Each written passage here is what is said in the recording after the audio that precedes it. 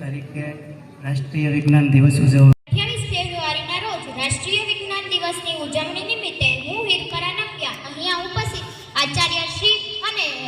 આચાર્યશ્રી શિક્ષકો અને મારા કરવાના છીએ એવી નારી જે અવકાશયાત્રી તરીકે અવકાશની સૌથી લાંબી સફર એટલે કે 195 દિવસની સફર કરવાનો વિશ્વ વિક્રમ ધરાવે છે, જેનું નામ છે સુનીતા વિલિયમ્સ. સુનીતા વિલિયમ્સ એ અમેરિકન અવકાશયાત્રી છે અને મારું નામ ભવાણી ફેની છે. અમે બંને ધોરણ 7માં અભ્યાસ કરીએ છીએ. અમારી કૃતિનું નામ સ્માર્ટ ડસ્ટબિન છે. અમારી શાળાનું નામ શ્રી મુદ્રા કન્યા શાળા છે. સમસ્યા મોટાભાગના ગ્રામ્ય વિસ્તાર અને શહેરી વિસ્તારમાં ઉત્પન્ન થયેલા નકામા કચરાનો નિકાલ કરવો ખૂબ જ જરૂરી છે. તે માટે આધુનિક સાધનોનો ઉપયોગ કરવો જોઈએ. જો આ સમસ્યાનો આપણે નિકાલ ન કરીએ તો આગળ જતાં તે ખૂબ જ મોટી સમસ્યા બને છે. ખાસ મારું નામ છે જાદવ માનસી અને મારી આ સાથીનું નામ છે મોરી કર્મા. અમે આજે ઇલેક્ટ્રોપ્લેટિંગ વિશે તમને થોડુંક સમજાવવા માંગીએ છીએ. ઇલેક્ટ્રોપ્લેટિંગ એટલે કે કોઈ પણ ધાતુ ઉપર ઢોળ ચડાવવાની પ્રક્રિયા.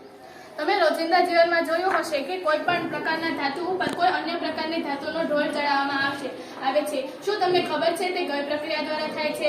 અમારી આ કૃતિ દ્વારા તમને ખબર પડે કે ઇલેક્ટ્રોપ્લેટિંગ કઈ રીતે કાર્ય કરે છે. ઇલેક્ટ્રોપ્લેટિંગ એટલે કે કોઈ એક પદાર્થ ઉપર બીજી અલગ અલગ ધાતુનો ઢોળ ચડાવવાની પ્રક્રિયા. તમે જોયું હશે કે સાયકલની રીમ હોય છે, તેમાંથી ઉપરનું પાતળું સ્તર નીકળી જાય છે, ત્યારે અંદરની સપાટી હોય છે તે એટલી બધી ઝડપથી હોતી નથી. તેમાં ઇલેક્ટ્રોપ્લેટિંગ કરવામાં આવે. મારું નામ છે મોરીજી. હું ધોરણ 8માં અભ્યાસ કરું છું. મારી બે સાથીઓનું નામ છે ઉર્વશી અને દિતિશા. મારી કૃતિનું નામ વેસ્ટ વોટર પ્યુરિફિકેશન છે.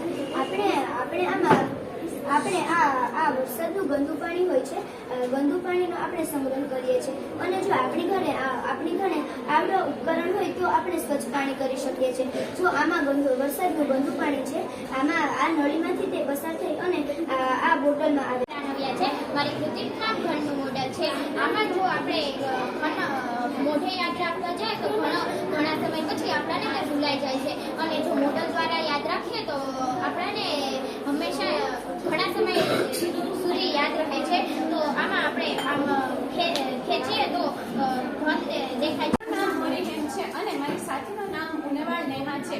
અમે આજે ગ્લોબલ વોર્મિંગ અને નેચરલ વિશે થોડું સમજાવવા માંગીએ છીએ. ગ્લોબલ વોર્મિંગ એ ખૂબ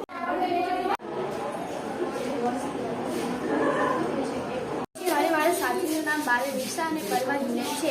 હું આજે તમને સોલાર પાવર વિશે કંઈક માહિતી કહીશ. સોલાર પાવર એક ખેડૂતનું મિત્ર જ ગણાય છે. તે ખૂબ જ ઉપયોગી સાધન છે.